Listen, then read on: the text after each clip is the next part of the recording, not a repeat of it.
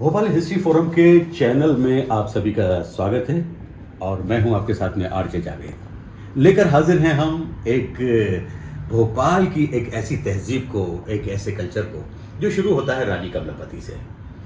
और इस सिलसिले में बहुत सारी बातें ऐसी हैं जो रानी कमलापति के बारे में जो कहावतें हैं तो कुछ सच्चाई है, कुछ इतिहास से प्रूफ होती हैं तो कुछ इतिहास से बहुत दूर हैं।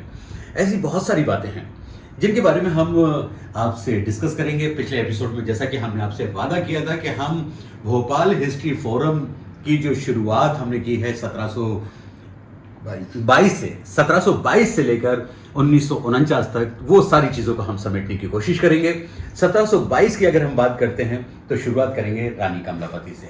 और हमारे साथ में भोपाल हिस्ट्री फोरम के दो कार्यकर्ता कहें या मेहनत कश ऐसे इंसान जिन्होंने भोपाल हिस्ट्री फोरम की नींव भी रखी और आज भोपाल हिस्ट्री फोरम इतिहास की एक पहचान बन चुकी है। हमारे साथ में हैं एडवोकेट शाहनवाज खान साहब और रिजवान अंसारी साहब। तो आगे की बातें मैं करूं इससे बेहतर है कि ये दोनों एक्सपर्ट सामने हैं, दोनों बातें करते हैं। क्या ऐसी बातें हैं जिसके बारे में कहा जाता है कि रानी कमलापति से जुड़ी हुई सिर्फ अफवाहें हैं, कहानियां हैं, किस्से हैं, जिसका इतिहास में कोई योगदान नहीं है। देखिए, भोपाल के अंदर रानी कमलापति का बहुत महत्व रहा है और यहीं से भोपाल की शुरुआत एक तरह से देखने को यही मिलती है। लेकिन ये रानी कमलापति के मुतालिक बहुत सी ऐसी प्रचलित बातें चल गई हैं जिसका इतिहास में कोई वो नहीं मिलता, या कुछ ऐसी हैं जिनको मान लेने में भी कोई फर्क नहीं पड़ता।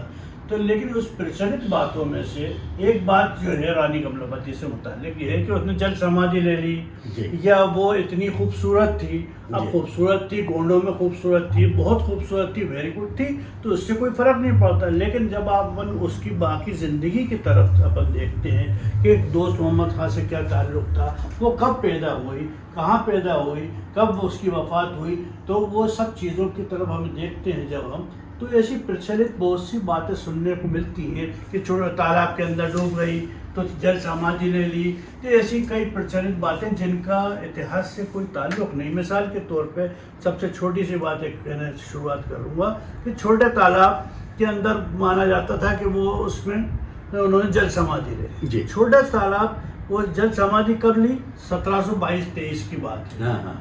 वो छोटा तालाब बजाते खुद ही जब देखा जाए तो 1792-94 में दीवान छोटे खाने बनवाया। यानी जब तो तालाब ही नहीं है तो जल समाधि कैसे ले लिया।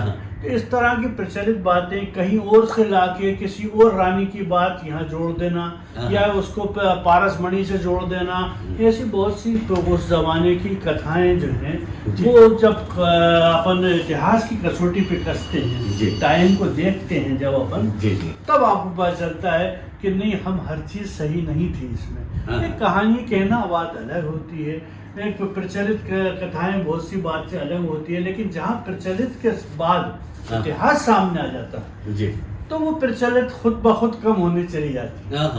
यानी इतिहास साक्ष्य मांगता है और साक्ष्य जिसके नहीं होते वो किस्से कहानी में बदल जाता है। अच्छा शाहनवाज साहब, आपसे सवाल है कि रानी कमलापति के पास में स्वर्ण पत्थर था या जिसे कहते हैं पारसमणि थी, उस बारे में भी आप थोड़ा सा बताएं।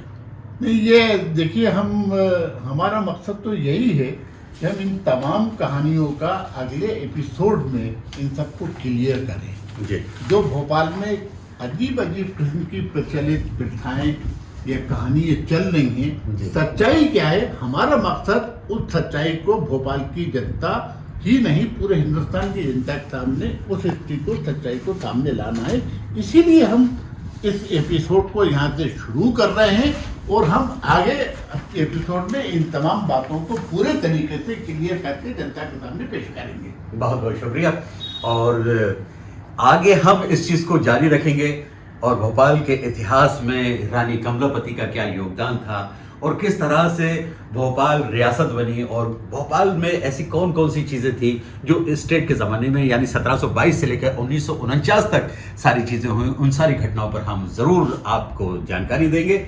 और अब इजाज़त, शुक्रिया।